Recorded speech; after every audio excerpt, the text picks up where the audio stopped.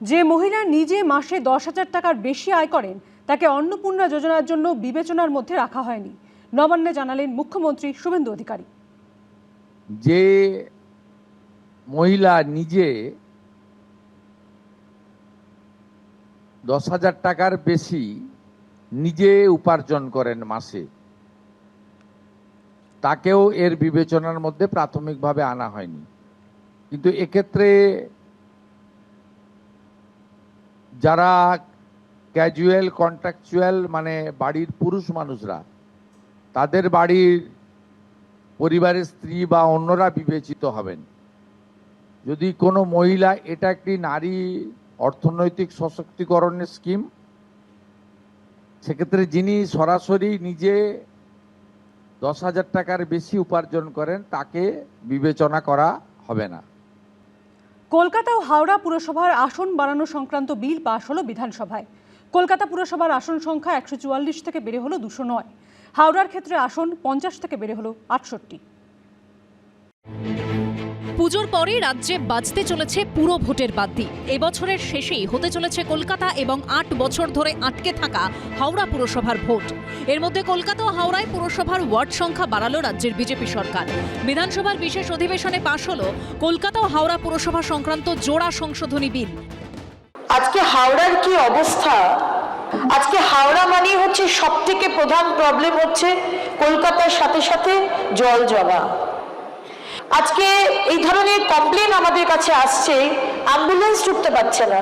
সেইখানে যার কথা করা হয়েছিল, হাওড়ার মেয়র যিনি এই হাওড়ায় ছিলেন, সেই মেয়র যে হয়তো আপনাদের দলে আছেন, তিনি তখন ফেল করেছেন। কলকাতা মিউনিসিপ্যাল কর্পোরেশন আইন 1980 সংশোধনের জন্য পুরমন্ত্রী বিধানসভায় পেশ করেন Kolkata municipal amendment bill. Ward পুনর্বিন্যাসের ফলে কলকাতা পুরসভার 144টি ওয়ার্ড বেড়ে হলো 209। একই সঙ্গে Howrah municipal corporation amendment bill এনে হাওড়া পুরসভার ওয়ার্ড সংখ্যা 50 থেকে বাড়িয়ে করা হলো 68। বুধবার বিধানসভায় বিল পেশ করে হাওড়া ও কলকাতা পুরসভার বর্তমান পরিস্থিতির জন্য পূর্বতন তৃণমূল সরকারকে নিশানা করেন পুরমন্ত্রী অগ্নিমিত্রা পাল। ছোট ছোট যে বাড়ি, সেই বাড়িগুলোকে ভেঙে বিক্রি করে দিয়ে বড় বড় মাল্টি স্টোরেড বিল্ডিং তৈরি হয়েছে। বেশিরভাগটাই আপনারা জানেন অবৈধ, ইলিগাল বিল্ডিং। আজকে তারাতলার মতো ঘটনা। আমাদের কষ্ট হয়, আপনাদের হয়তো কষ্ট হয় না। কি করে পারমিশন দিয়েছিলেন? হাওড়া নিয়ে প্ল্যানিং করেননি কেন অরূপ বাবু? করা উচিত ছিল নাকি 15টা বছর? বালিকে আমরা একসাথে করেছিলাম 15 সালে। সেইখানে যার কথা করা হয়েছিল, হাওড়ার মেয়র যিনি এই হাওড়ায় ছিলেন, নাম বলিনি, তোমার আমি অনেক সিনিয়র, আমি জানি কি বলতে হয়। সেই মেয়র যে হয়তো আপনাদের দলে আছেন, তিনি তখন ফেল করেছেন। নতুন ওয়ার্ডের তালিকা ধরে রাজ্য নির্বাচন কমিশন সর্বদল বৈঠক করবে এবং মহিলা ও তফসিলি সংরক্ষিত ওয়ার্ড চিহ্নিত করবে। এরপরে যে প্রক্রিয়াগুলো হবে সেটা হচ্ছে ওয়ার্ডের বাউন্ডারি, ওয়ার্ডের ভোটার সংখ্যা, জনসংখ্যা ইত্যাদি নির্ধারণ করবে স্টেট ইলেকশন কমিশন। এই দায়িত্বটা দেবে আমাদের ল্যান্ড ডিপার্টমেন্ট এবং যারা কলকাতা জেলার প্রশাসনের দায়িত্ব রয়েছে। সেই ড্রাফট নোটিফিকেশনে ন্যূনতম 7 দিন, 15 দিনও দেওয়া যেতে পারে, মানে দেওয়া হয় আর কি, প্র্যাকটিসেস।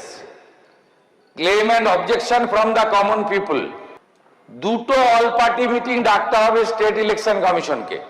জনসংখ্যাটা করে নিলে, তারপরে মানুষের ওপিনিয়ন নিয়ে করলে, তাহলে সেটা খুব মানে সদর্থক হতো। হিডেন এজেন্ডা আছে বলে আমাদের ধারণা। কোনো একটি বিশেষ সম্প্রদায়ের লোক যাতে এখানে নির্বাচিত হয়ে আসতে পারে, কম আসতে পারে, একদম আটকাতে পারবে না, কম আসতে পারে, সেইভাবে মানে ডিলিমিটেশনগুলো করা হচ্ছে। কলকাতা পুরসভায় এই মুহূর্তে কোনো নির্বাচিত বোর্ড নেই, প্রশাসক বসিয়ে কাজ চলছে। হাওড়া পুরসভায় শেষ ভোট হয়েছিল 2013 সালে। সব ঠিক থাকলে পুজোর পরেই কলকাতা ও হাওড়ায় হতে চলেছে পুরো ভোট। আশাফুল হোসেন, উজ্জ্বল মুখোপাধ্যায় ও কৃষ্ণেন্দু অধিকারীর রিপোর্ট, এবিপি আনন্দ। এবিপি আনন্দ, এগিয়ে থাকে, এগিয়ে রাখে।